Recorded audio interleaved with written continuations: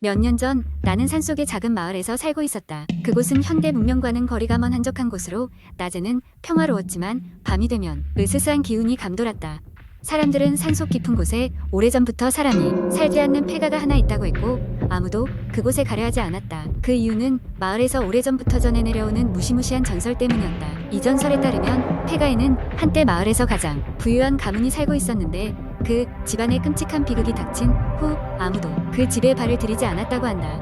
그곳에 살던 가족들은 어느 날 밤 무슨 일이 있었는지 알 수 없지만 흔적도 없이 사라졌고 이후로 그 집은 버려져서 점점 허물어져 갔다. 나는 원래 이런 이야기에는 관심이 없었으나 내 친구 중 하나가 도전 정신이 강한 친구였다. 그는 어느 날 나와 몇 명의 친구들에게 폐가에 가보자고 제안했다. 처음엔 다들 망설였지만 결국 호기심이 이기고 말았다.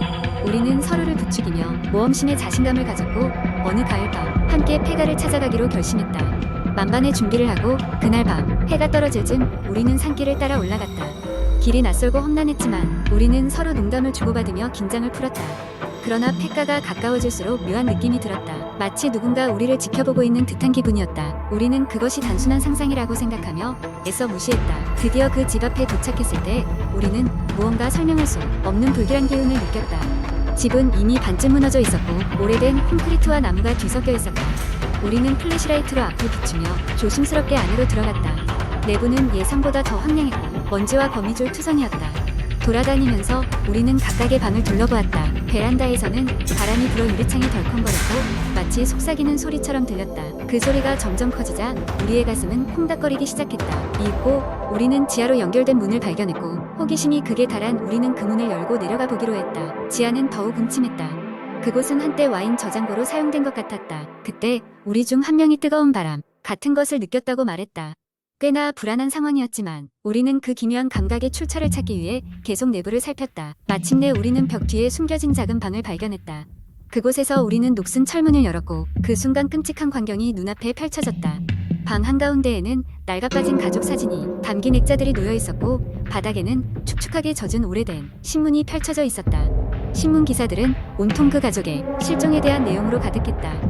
하지만 가장 끔찍한 발견은 사진 뒤에 숨겨져 있던 그 가족의 마지막 이야기를 수기로 쓴 듯한 일기장이었다. 그 일기장에는 가족의 삶이 어떻게 변해갔는지 이해할 수 없는 사건들이 그들을 어디로 이끌었는지에 대한 내용이 기록되어 있었다. 우리는 더 이상 참을 수 없었다. 그 공간을 빠져나와 겁에 질린 채집을 벗어나기 시작했다. 그때 갑자기 뚜렷한 여성의 목소리가 지하에서 울리는 것을 들었다.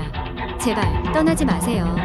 그 소리가 너무나 현실적이어서 우리는 공포와 충격에 사로잡혔다. 필사적으로 산길을 내려가며 다시는 돌아오지 않겠다고 다짐했다. 며칠 후 우리는 그날 밤의 일을 잊기 위해 노력했다. 하지만 그 사건이 우리에게 남긴 충격은 쉽게 사라지지 않았다. 그리고 그 뒤로도 오랫동안 우리는 그 산속 폐가에 관한 꿈을 꾸었다. 꿈속에서 그 집은 항상 우리를 향해 손짓하고 있었다. 이렇게 그 미스터리한 폐가는 아직도 산속에 남아있다. 여전히 아무도 그곳에 가까이 가지 않고 그저 전설만이 사람들 사이에 계속 회자되고 있을 뿐이다. 과연 그 가족에게 무슨 일이 있었던 것일까? 그것은 누구도 알 수 없는 영원한 비밀로 남아있다. 두 번째 이야기. 여름밤 찌는 듯한 더위에 잠이 오지 않아 나는 창문을 열고 선풍기를 틀었다. 가만히 누워 천장을 바라보며 어릴 적에 걷던 도시 괴담들이 하나 둘 떠올랐다. 그 중에서도 오래된 고향 마을의 폐가의 얽힌 이야기는 아직도 나에게 소름을 돋게 했다. 그 폐가는 우리 마을에서 귀신집이라고 불렸다. 어릴 적부터 내려오던 전설에 따르면 그곳에는 한 가족이 살았는데 어느 날 갑자기 자취를 감추었다고 한다. 사람들은 그 가족이 밤중에 무언가에 홀려 집을 떠났다고 믿었고 그 후로 폐가에는 이상한 일들이 생기기 시작했다는 것이다. 단순한 귀신 이야기에 불과해 나는 스스로를 안심시키며 옛 생각을 지우려고 했지만 그날 밤은 왠지 모르게 유난히 으스스했다. 그래서 나는 어릴 적 친구였던 민수에게 연락을 해보기로 했다. 그도 이 마을에 살고 있었고 어릴 적 우리 둘은 폐가에 대해 많은 이야기를 나누며 오싹해하던 사이였다.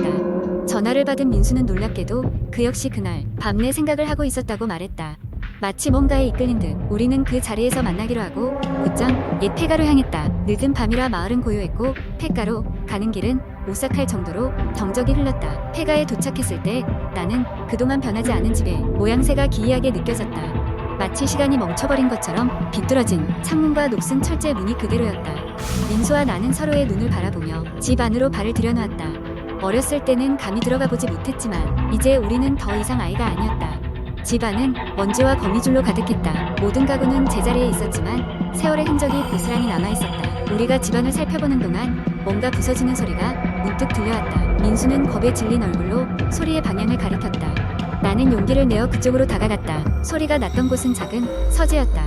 방 한쪽 구석에 놓인 낡은 책장 위에는 먼지가 두껍게 쌓여 있었다. 그 순간 귓가에 속삭이는 소리가 들려왔다. 알아들을 수 없는 낯선 말투였지만 굉장한 공포감이 밀려왔다. 그 소리는 점점 커져가고 마치 우리 주변을 맴도는 듯했다. 민수는 기겁하며 뒷걸음질 쳤고 나는 그를 따라 서둘러 밖으로 빠져나왔다. 두근거리는 심장을 진정시키며 우리는 집에서 멀리 떨어진 마을의 공원까지 달렸다. 그곳에서 한참을 숨을 고르고 나서야 조금 안정을 찾았다.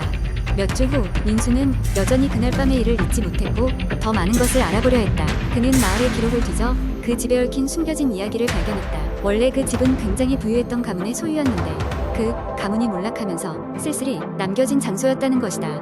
놀랍게도 서재에서 들렸던 소리는 옛 가문의 언어와 비슷한 발음이었다는 걸 알게 되었다. 우리는 더 이상 그 폐가에 가지 않기로 했다. 괜스레의 기억을 떠올린 것이 불러낸 끔찍한 경험이었지만 그날 이후 마주친 사람들에게 그 집을 이야기하기만 해도 모두가 비슷한 오싹한 경험을 했다는 것을 알게 되었다. 그 이후로 여름밤이 되면 우리는 나란히 앉아 그날 밤 있었던 일을 쑥덕거리곤 했다. 그 거친 숨소리는 여전히 여름밤의 공기 속에서 회자되며 우리를 끊임없이 떨게 만들었다. 세 번째 이야기. 어느 날 서울의 한 오래된 아파트 단지에 사는 대학생 수지는 친구들에게 들은 항공포 이야기를 떠올리며 밤을 보내고 있었다. 그 이야기는 같은 단지 내 바로 옆 동에 사는 한 여고생이 몇 년 전 이문에 실종을 당한 사건에 관한 것이었다. 그 여고생의 이름은 민지였고 그녀의 실종 사건은 아직도 미제로 남아 있었다. 민지는 평소 조용하고 내성적인 성격이었지만 그녀의 가까운 친구들 사이에서는 밝고 상냥한 아이로 유명했다.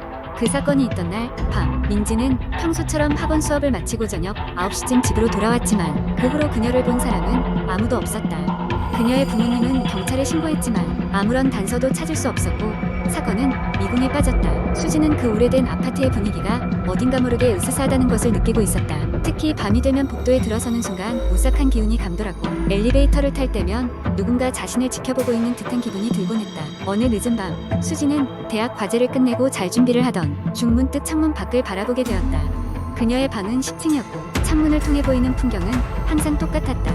하지만 그날 밤 그녀는 반대편 등에 어느 창문의 불빛이 밝히고 있는 것을 보았다. 이상하게도 그 방의 커튼이 살짝 열려 있었고 수지는 그 틈 사이로 누군가가 서 있는 듯한 실루엣을 보았다.